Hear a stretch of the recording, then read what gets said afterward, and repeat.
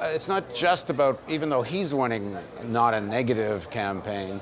And so, in other words, it's not just about being for Sanders' idea, but there's a lot of people that simply won't vote for Hillary under any conditions that we're talking to. So what is it about her record that's making people feel this way?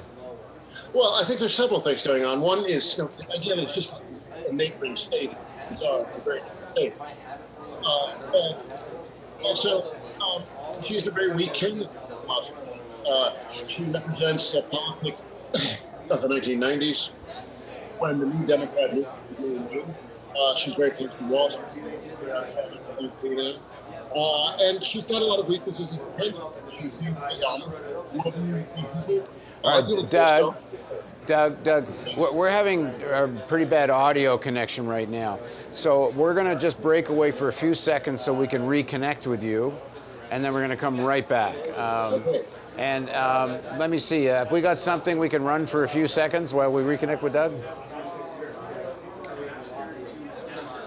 No, that's too long, something short. Because we want to get Doug back on right away. Well, let's run some of those interviews. Oh, that's interesting. Yeah. Okay. Well, this is actually ties into what we're going to be talking to with Doug. In the debate with Bernie Sanders, and she's been saying it since. She's been saying, when has money ever affected my vote in any way, the positions I take? And there's an interesting interview people may have seen. It's been going viral on the internet, but for those of you that haven't, Bill Moyers' show.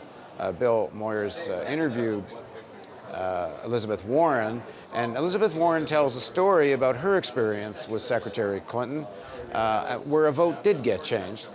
So here's the clip. She said, Professor Warren, we've got to stop that awful bill, referring to this bankruptcy bill that's sponsored by the credit card companies. So I left. She went back to Washington, and I heard later from someone who was a White House staffer that there were skid marks in the hallways when Mrs. Clinton got back as people reversed direction on that bankruptcy bill. They were supporting the industry, and because of her... President Clinton had been showing that this was another way that he could be helpful to business. It wasn't a very high visibility bill. And when Mrs. Clinton came back with a little better understanding of how it all worked, they reversed course, and they reversed course fast. And indeed, the proof is in the pudding. The last bill that came before President Clinton was that bankruptcy bill that was passed by the House and the Senate in 2000, and he vetoed it. And in her autobiography, Mrs. Clinton took credit for that veto, and she rightly should. She turned around a whole administration on the subject of bankruptcy. She got it. And then? One of the first bills that came up after she was Senator Clinton was the bankruptcy bill. This is a bill that's like a vampire. It will not die, right? There's a lot of money behind it. And the bill her husband had vetoed. Her husband had vetoed it very much at her urging. And? She voted in favor of it. Why? As Senator Clinton, the pressures are very different. It's a well-financed industry. A lot of people don't realize that the industry that gave the most money to Washington over the past few years was not the oil industry, was not pharmaceuticals. It was consumer credit products. Those are the people, the credit card companies have been giving money, and they have influence. And Mrs. Clinton was one of them, as senator. She has taken money from the groups, and more to the point, she worries about them as a constituency. So that was Elizabeth Warren giving an example, in her opinion, where Secretary Clinton, Hillary Clinton, did in fact change her vote, essentially saying that the money from New York required her to reverse her position on this banking legislation. Now we're going to try again for Doug Henwood, are we? Yes, we are. Doug, how are you sounding now? I don't know. How am I sounding? Very well. All right, let me just intro you one more time. Doug Henwood is the founder and editor of Left Business Observer and author of My Turn, Hillary Clinton Targets the Presidency. So I don't know if you followed this story, Elizabeth Warren talking about how money did affect Hillary Clinton in this instance. in an interview with Bill Moyers. You've been doing a lot of looking at Hillary's record. How is she? What do you make of that statement? Making campaign speeches for millions of dollars, getting campaign contributions, has never affected the outcome of how she votes or takes positions. Well, there's several things that are incredible about that. One is, of course, that Elizabeth Warren interview is strong testimony to the contrary. But the other thing is that it's not just a matter of changing positions based on contributions. We're talking about people like Goldman Sachs who who don't lay out money without good reason. I think you have to look at the money, the campaign contributions she's gotten from Wall Street, not just in the last couple of years, a very long time, 10 years or more, as a vote of confidence that they trust her, that she's their kind of person. And it's just a fact of human psychology. If somebody gives you $10 million, you feel kind of sympathetic to them more than if you with somebody who didn't give you anything. Talk a little bit about more her relationship as it has developed with Wall Street. She's a senator from New York. What's the dynamic of that relationship, and where is there evidence that she has sort of catered to it? Well, people get really annoyed when you try to tie her to her husband's record, but they've really been a partnership for 40 years. They're very much a political duo, and they've acted together in each other's interests. Neither would have gotten very far without the other. So the idea that what Bill did in the 90s is not related to what Hillary is today is just completely baseless. And he deregulated finance. He peeled Glass-Steagall. He just let everything rip. And she was by his side, never uttered a word of complaint about it. And she was very much the co-architect of the whole new Democrat philosophy, which is very Wall Street friendly, corporate friendly, tough on crime, tough in the military. I mean, they go back in the early 1990s with that kind of stuff. So this is really who she is and has been for decades. And that people like Goldman Sachs trust her, the corporate elite trusts her, and especially as crazy as the Republican Party is acting now, I think she is in many ways more reliable than any of the Republican candidates. That may be Jeb Bush, he's not going anywhere.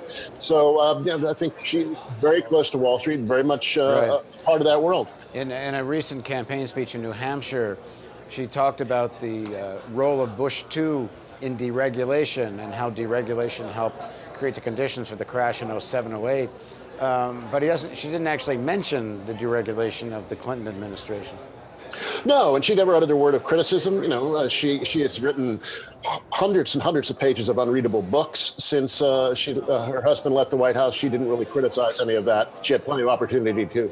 She praised welfare reform, but she didn't criticize any of the Wall Street deregulation. I think she and her husband are very much part of that new Democrat world that loves Wall Street, and that's the reason that her candidacy is in such bad shape now. It seems to me that Sanders is caught in a bit of a conundrum too.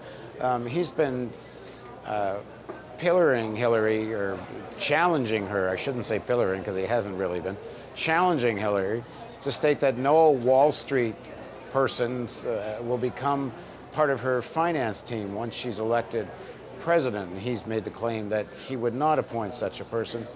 But he's also been making a big point of defending President Obama's handling of the 07-08 crisis, that fact that he saved the American economy from the Great Recession turning into the Great Depression. But President Obama did that with a Wall Street finance team. And not only did it with a Wall Street finance team, did it save the situation, and we'll see how long that saving actually lasts, but saved it very much in the interests of Wall Street.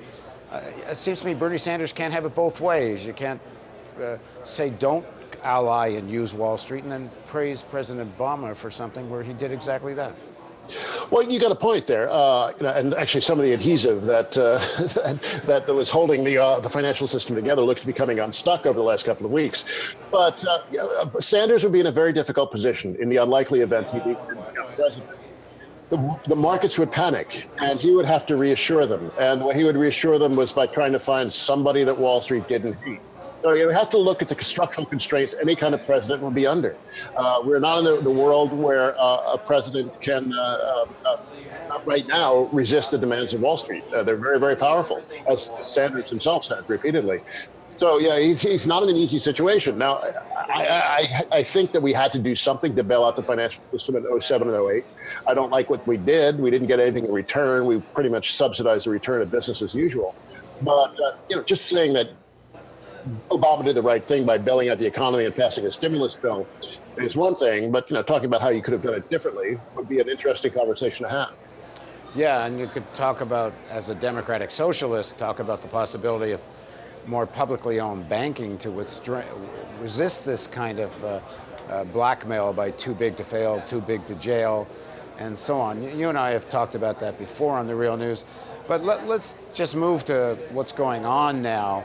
And I have to tell everyone, because we're in the midst of this campaign, voting day, we can't really dig into Doug's book, but we are going to really go into his book sometime either later this week or I hope next week.